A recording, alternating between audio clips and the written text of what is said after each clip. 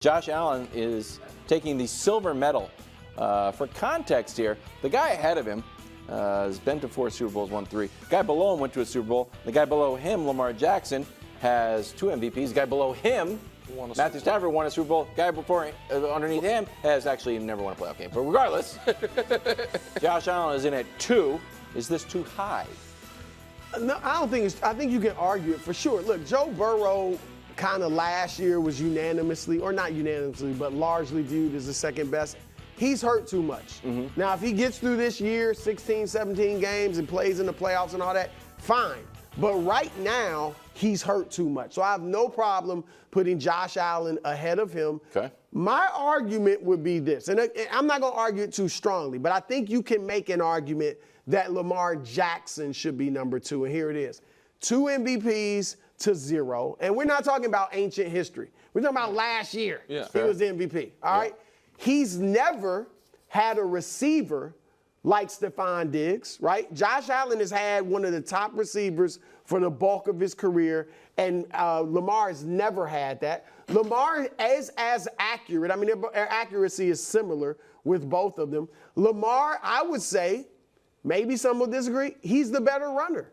Even last year when he didn't run as much, he ran for more yards than Josh Allen ever has. He ran for over 800. Josh has never run for 800. Lamar's got the 2 1,000-yard rushing years. Now, we know Josh had a ton of touchdowns, but a lot of those are at the goal line. You could have given it to a running back. I'm just saying. Oh, now all of a sudden we're discounting I don't know what Josh's you're talking rushing about. touchdown. I'm just stating facts. Oh, though. wow. But my point is that you could certainly argue, and if it's close, why not give it to the guy with the MVP last year?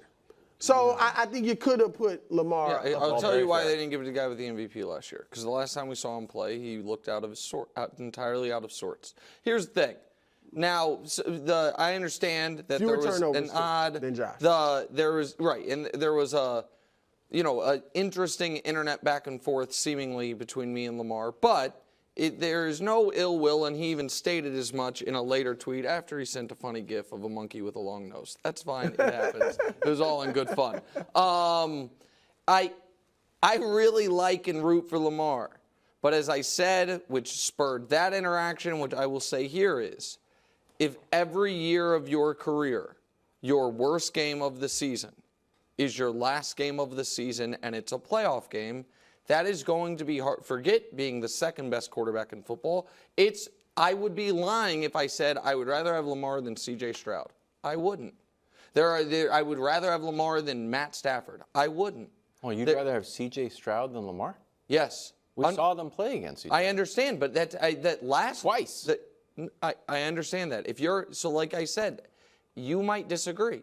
If you are asking me, if I am tied up to a lie detector and I'm like, hey, I need to win a Super Bowl. Patrick Mahomes is off the board. Give me your list of quarterbacks. Would I say C.J. Stroud's name before Lamar's? I would. Would I say Matt Stafford's name before Lamar's? I would. Would I say Joe Burrow's name before Lamar's? Of course I would. Would I say Josh Allen? For as much as criticisms of Josh Allen I've had, of course I would. Of course. Yes, because it can't be that every year of your career, your team's worst offensive performance and your worst individual performance is in your playoff game. Once that's happened 4 times, it's not a coincidence. Nick, it's a structural problem. He is on the team and has been on teams. No great receivers. No great running backs. Okay, so And he is carrying them to 75% wins in the regular season. And fairly, at least this year, they got to the conference championship. So I have 2 questions about the receivers thing. One is, are we going to retroactively change any opinion on that if Hollywood Brown is unbelievable this year? Are we? Is that going to be Hollywood Brown, who seemingly wanted out of Baltimore? Now, maybe that was He wasn't great in Arizona either. I mean, if he's great with Mahomes. But again, the question is that is who you're chasing. That is who you're competing with. But the other part of it is, it's not for lack of trying. No, since drafting Lamar, no team has spent more top 100 pick draft capital on receivers than the Ravens. So maybe they're bad at picking the position. or maybe Like who's the great receiver there? Well, and I like Flowers. I'm we'll not saying see what Zay turns right, into. But I'm just saying so far he hasn't had a great receiver. Right, and I'm not saying he's bad, obviously. But if you're asking me, my life's on the line, this team has to win the Super Bowl, I can pick any quarterback in football. There's a lot of names I'm going to say before I say Lamar's because of the track record of it. I don't think it's unfair. Well, what's the track record does CJ have? Winning one game? Right, but not a negative one. Lamar's track record is a negative one. It's almost being a blind one is better. I don't like it. You know it? I love it. No. What, Wildes? What you're thinking? I know. Oh, it's not my He thing. does it better than you. It's not my exactly. Thank you, bro. If he does it better than me, he does it better than you. Thank you. No, not only do I have any issue with it, I think this is great. I think this is a sign of Caleb's generosity of spirit and leadership to try to help Brock Purdy. I think that honest to God, I know you guys are laughing. I don't care. Who do you think can learn more from whom? My answer, I'll wait till you're done because I got an answer. As far as in off-season workouts type of stuff, as Brock Purdy tries to improve what he can do off schedule, right? Because that's the knock last year. He can't control his size. Do they want him going off schedule? Well, I think you want it to be an option for when you have to be. Who better to learn from than Caleb Williams? So I have no issue with this. I think this is great, and I think Caleb can maybe get some tips from Brock on, what you do the week before the Super Bowl, things like that, and preparing for games. So I think all of that is a win-win. We are the exact opposite. I'm with you in that. I think it's great. Okay. But I think Caleb will learn from Brock because what has been the knock on Caleb? Being on schedule. And Brock, that's what he is. He's an on-schedule quarterback. Do what is called from you, and he can help Caleb with that. He can also talk to him about expectations. Even though he was Mr. Irrelevant, you went to it, you were thrown into a team that's got a ton of expectations, great players, and you can, how to handle adversity and criticism from the media and all of that.